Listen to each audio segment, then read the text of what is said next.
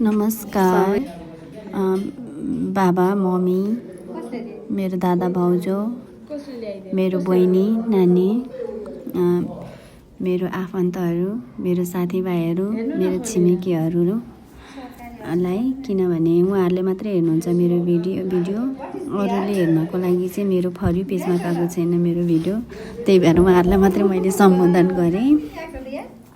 र मेरो यो भिडियो चाहिँ बर्थडे गिफ्ट हो।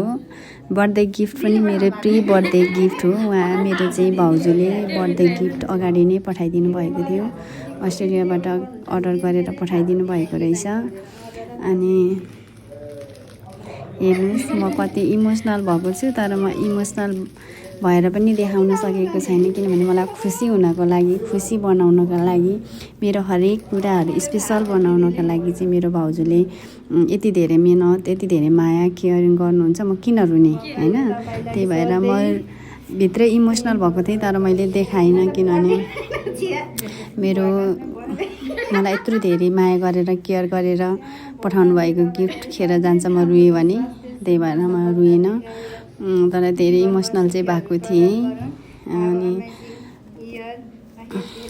Know explain about my inner emotions the, मैले कुनै पनि एक्सप्लेनै गर्ने ठाउँै छैन मेरो दिलाई, र धन्यवाद पनि भन्न सक्दिनँ, किनभने दिदीले सधैँ यति धेरै केयर गर्नुहुन्छ, यति धेरै माया गर्नुहुन्छ, धन्यवादले पुग्दैन। र अर्को कुरा चाहिँ, अनि मेरो बर्थडे सधैँ यसरी नै स्पेसल हुन्छ क्या, सधैँ स्पेसल गराइदिनुहुन्छ क्या मेरो दिदीले।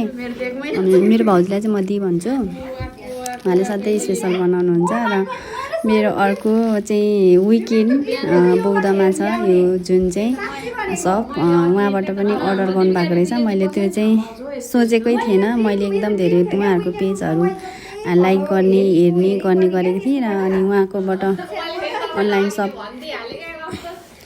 गर्न, म गाउँमा छु, अनि अनलाइन सप गर्नको लागि पोसिबल छैन, र उहाँको ड्रेसहरू एकदम धेरै राम्रो हुन्छ। अनि त्यो ड्रेस लगाएर चाहिँ म गाउँमा बस्नेलाई खासै शोभा दिँदैन, अनि त्यही भएर मैले गर्दिनँ थिएँ। तर मेरो यो ड्रिम्स चाहिँ मेरो भाउजूले पुरा गरिदिनु भएको छ। यो मात्रै होइन, सबै कुराहरू नै पुरा गरिदिनुहुन्छ। मैले केही भनिराख्नै पर्दैन, उहाँ आफैले सबै कुराहरू, खोइ मनकै कनेक्सन छ, वाट टु कनेक्सन जस्तो मन टु मन कनेक्सन छ मेरो भाउजूसँग चाहिँ। उहाँले सबै कुरा नै गरिदिनुहुन्छ, केही भन्नै पर्दैन। ब्याग पनि मलाई चाहिरहेको थियो, मलाई ठुलो ब्याग यताउता हिँड्दाखेरि चाहिन्छ भनेर मेरो दिदीलाई थाहा छ अलरेडी, उहाँले ब्याग अर्डर गरिदिनु भएको रहेछ। अनि त्यसपछि अनि के भन्नु, खै बोल्ने ठाउँै छैन, म कस्तो एक्साइटेड भएको छु। अनि के नहुने, यति धेरै गिफ्ट पाइसकेपछि, मनको कुरा सुनिदिने मान्छे भइसकेपछि। र अर्को कुरा चाहिँ, मेरो गाउँलेलाई के भन्छु भने, बिहे गर भन्नुहुन्छ क्या मेरो आफ्नो आफन्तहरू, छिमेकीहरू। म किन बिहे गर्ने, बिहे गरेपछि यस्तो विकेन्डको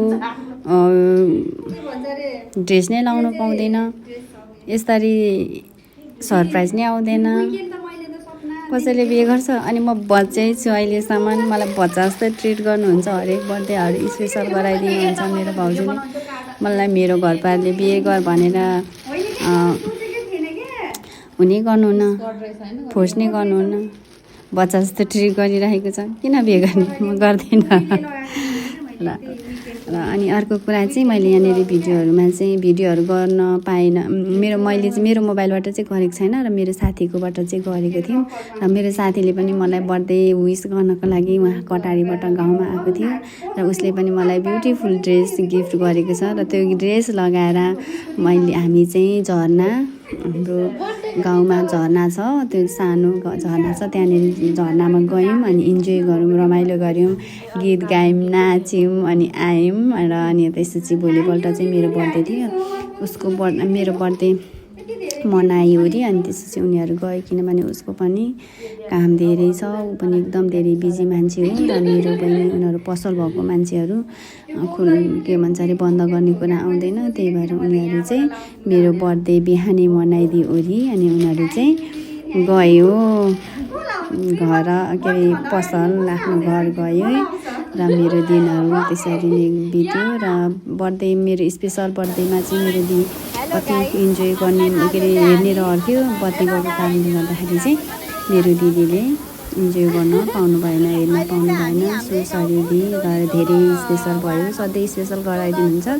धेरै धेरै धन्यवाद दिलाई, धेरै माया, I love you, miss you so much. हरेक बर्थडेमा चाहिँ सँगै हुन मन लाग्छ तर पाउँदैन परिस्थितिले। धेरै याद गरेको थियौँ, धेरै miss you so much the, I love you.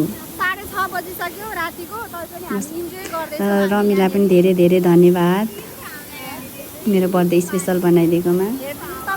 बहिनीहरूलाई पनि सबैलाई थ्याङ्क यू सो मच। बुहारी बहिनी